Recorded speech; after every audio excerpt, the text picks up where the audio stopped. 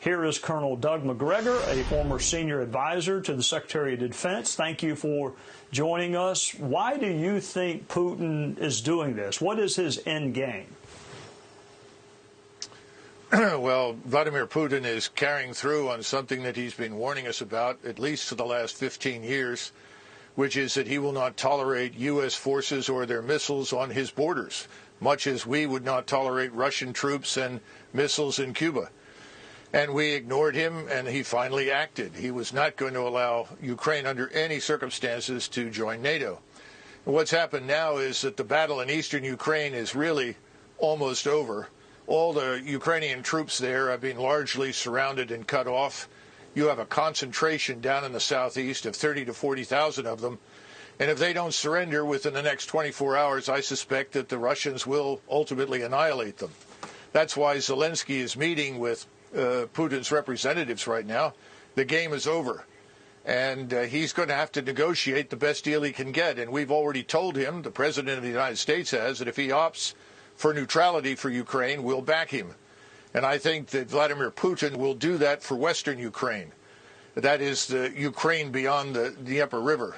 But behind it in the east, where he is now, I'm not sure what he has planned there, whether he forms another republic, annexes it into Russia, because historically it has been Russian. But the territory west of Ukraine is not. He knows that, and he's happy to live with that as a neutral state.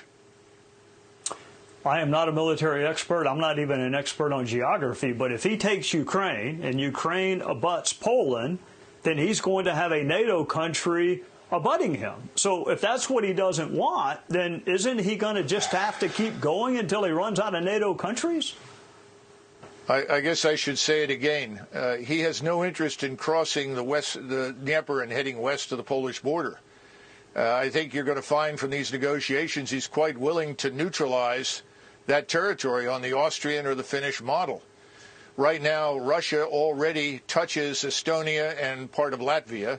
White Russia, of course, touches Lithuania. He's not interested in going to war with us, and he has an army that's too small for that purpose.